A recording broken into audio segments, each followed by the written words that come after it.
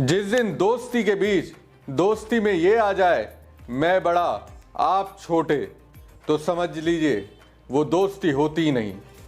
अमेरिकी राष्ट्रपति Donald Trump कहते हैं पीएम मोदी उनके दोस्त हैं। पीएम मोदी भी कहते हैं ट्रंप हमारे दोस्त हैं। लेकिन मुझे लगता है दोस्ती के मूल मंत्र को प्रधानमंत्री नरेंद्र मोदी भूल गए हैं। एक तरह से उन्होंने स्वीकार कर लिया अमेरिका उनसे बड़ा है। अमेरिकी राष्ट्रपति डोनाल्ड ट्रंप के ट्रेड डील के दबाव में आ गए।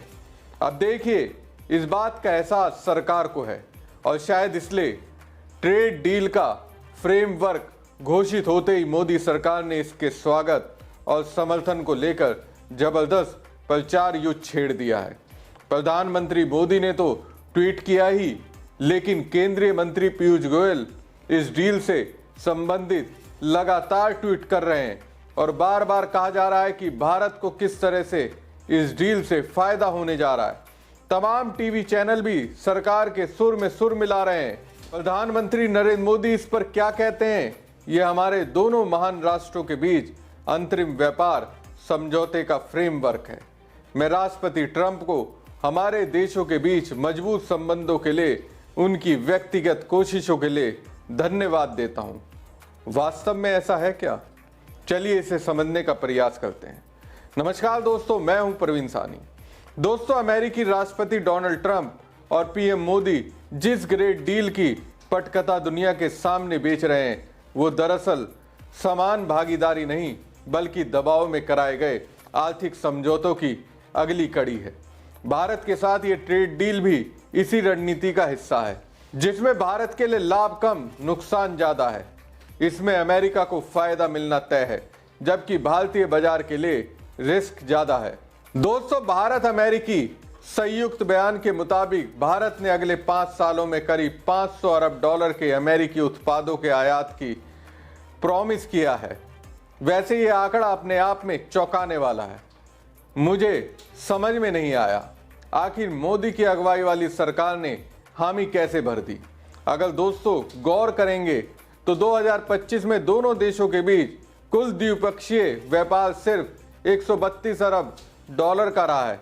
ऐसे में भारत का हर साल लगभग 100 अरब डॉलर का अतिरिक्त अमेरिकी आयात कराना न सिर्फ असंतुलित है बल्कि भारत की अर्थव्यवस्था के लिए संभावित रूप से खतरनाक भी है।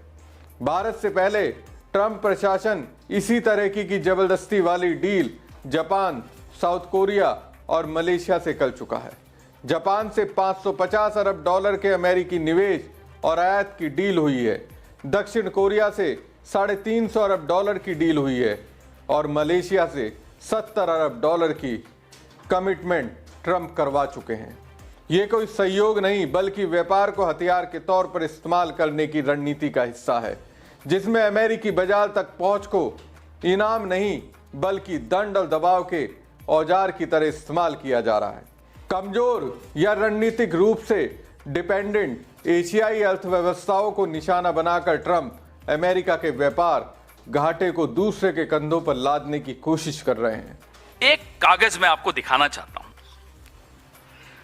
कि ये जो धमकी है, ये मुझे बड़ा अटपटा लगा। हम सबको बहुत दुख हुआ कि साहब अमेरिका अब हम पर नजर रखेगा। कि नजर किस पे रखी जाती है साहब? नजर तो चोर पे रखी जाती है।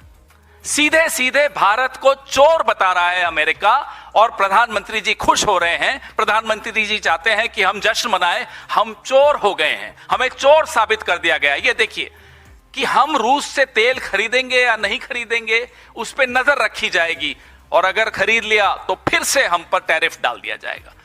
यह क्या हमारा रिश्ता है अमेरिका से कि हम पर नजर रखेगा अमेरिका और हम रखने देंगे नजर? और इसके लिए कहा जा रहा है कि ढोल बजाइए, नगाड़े बजाइए, खुश हो जाइए, डील हो गई। हम इस आदमी को, आप लोग, हम तो नहीं, आप में से कुछ लोग इसको लीडर मानते थे। हम तो कहते थे लीडर तो नहीं है, चलो डीलर होगा। और ऐसी डील लाया तो ना लीडर है ना डीलर है। ये है क्या? ये नरेंद्र मोदी क्या है? लीडर तो नहीं था कभी, न था, न हो सकता है, न है। अरे हमने सोचा अडानी अंबानी के लिए डील लाते हैं तो हो सकता है देश के हित के लिए भी कोई डील लाएंगे, अच्छी डील लाएंगे। ये खाक है डील, ये डील लाए हैं। ये आदमी सिर्फ और सिर्फ सरेंडर करना जानता है। देश के हितों का। आप अपना सरेंडर करिए, कोई दिक्कत नहीं, हमें करते रहिए। आपकी क्या सीक्रेट्स किसके पास है हमें कोई मतलब नहीं है। एप्स्टीन के पास है, चीन के पास है, हमें कोई फर्क नहीं पड़ता किसी। लेकिन आपकी सीक्रेट्स के चलते अगर देश के किसानों को नुकसान होता है, देश के आत्मसम्मान को नुकसान होता है, तो जी हां, हमें दिक्कत है और हम आवाज उठाएंगे। आप दबा दीजिए राहुल गांधी की आवाज लोकसभा में, हम बाहर उठाएंगे, उठाते रहेंगे आवाज। और जब एक बार कोई कॉम्प्रोमाइज हो जाता है ना, तो कॉम्प्रोमाइज शब्द बड़ा महत्वपूर्ण है जो राहुल जी ने इस्तेमाल किया पार्लियामेंट में। जब एक बार एक व्यक्ति कॉम्प्रोमाइज हो जाता है, फिर वो झुकता चला जाता है, बिछता चला जाता है, सब कुछ लुटाने को तैयार हो जाता है। वही आज नरेंद्र मोदी की हालत है, वही आज इस देश के प्रधानमंत्री की हालत है।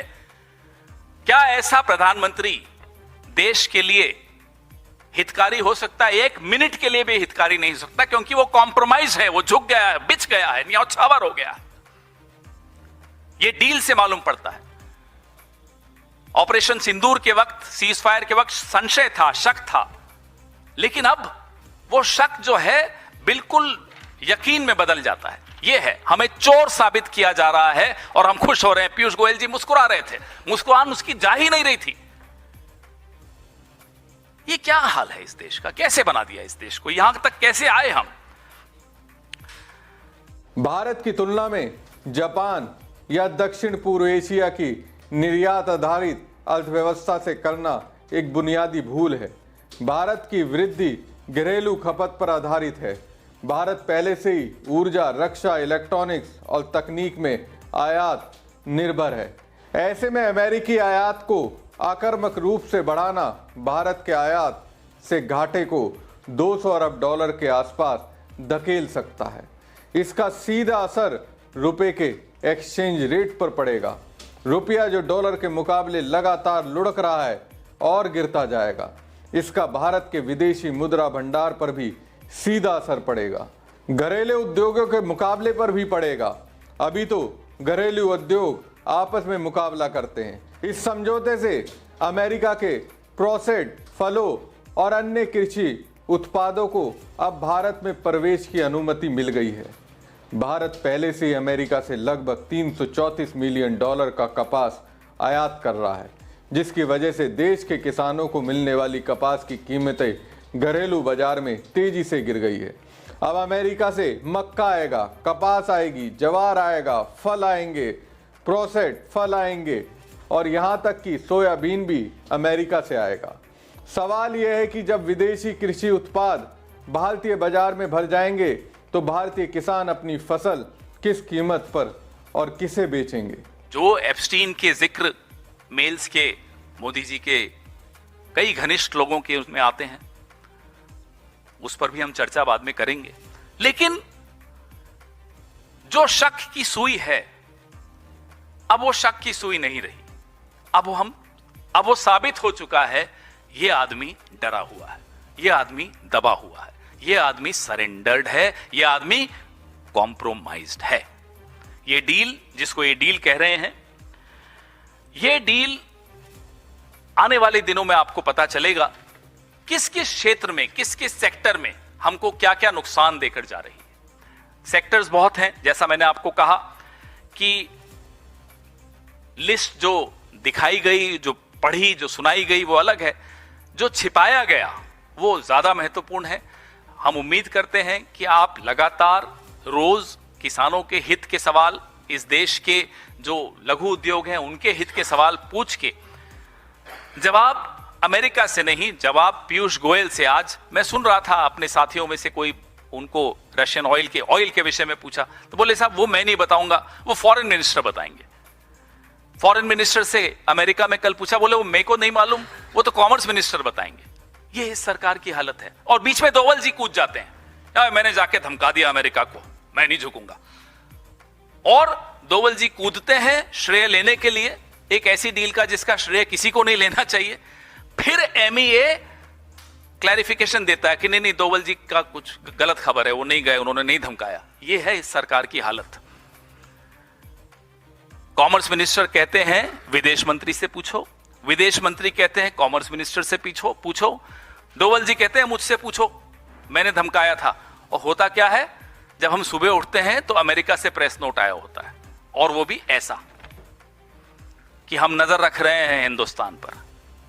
ये डील इस देश के साथ, इस देश के करोड़ों लोगों के साथ, इस देश की एक समृद्ध विरासत है, विदेश नीति की एक विरासत है, उसके साथ एक बहुत बड़ा विश्वासघात है। इस समझौते से यह बात तो स्पष्ट है कि भारत अमेरिकी कृषि उत्पाद पर या तो ड्यूटी घटाएगा या खत्म करेगा। ऐसा होने पर भारत के कृषि उत्पाद यानी किसानों के उत्पाद कहां टिकेंगे? ये ट्रेड डील चीन की BRI से भी ज्यादा खतरनाक है। विशेषज्ञों की ये राय पूरी तरह निराधार नहीं लगती, क्योंकि BRI में कम से कम इंफ्रास्ट्रक्चर निवेश, लॉन्ग टर्म लोन और विकास का नैरेटिव मौजूद रहता है। वहीं अमेरिकी मॉडल में ना निवेश की गारंटी, ना तकनीक ट्रांसफर, ना भारतीय निर्यात के लिए सुनिश्चित बाजार, सिर्फ एक तरफा आयात का वादा, वो भी राजनीतिक दबाव के साए में। दोस्तों, लंबे समय से दो शब्द मोदी सरकार बहुत जोर जोर से गा रही थी, मेक इन इंडिया, आत्मनिर्भर भारत। इस ट्रेड डील ने उन्हें हवा में उड़ा दिया। डील का फ्रेमवर्क सीधे तौर पर मेक इन इंडिया और आत्मनिर्भर भारत की अवधारणा से टकराता दिखता है। सवाल यह नहीं कि भारत अमेरिका से व्यापार क्यों बढ़ाना चाहता है, सवाल यह है क्या सरकार ने सेक्टर वाइज असर का आकलन किया? MSME, कृषि और फार्मा उद्योग को इससे क्या मिलेगा? क्या भारतीय बाजार को अमेरिकी उत्पादों के लिए खोलकर घरेलू उद्योगों को हाशिए पर नहीं धकेला जा रहा? अब तक इन सवालों पर सरकार की चुप्पी चिंताजनक है। इस समझौते को चीन के मुकाबले भारत को एक स्ट्रेटेजिक फ्रेंड बनाने की अमेरिकी कोशिश के तौर पर भी देखा जा रहा है, लेकिन रणनीतिक साझेदारी का मतलब यह नहीं हो सकता कि भारत अपनी आर्थिक संप्रभुता दांव पर लगा दे। यह ट्रेड डील भारत अमेरिकी रिश्तों में संतुलन की बजाय असमानता को उजागर करता है। यह ट्रेड डील भारत अमेरिकी रिश्तों में संतुलन की बजाय असमानता को उजागर करता है, जहां अमेरिका शर्तें तय कर रहा है और भारत जोखिम उठा रहा है। आपको क्या लगता है? कमेंट बॉक्स में कमेंट करके जरूर बताएं। साथ ही पेज को ज्यादा से ज्यादा लाइक और शेयर कीजिएगा। धन्यवाद।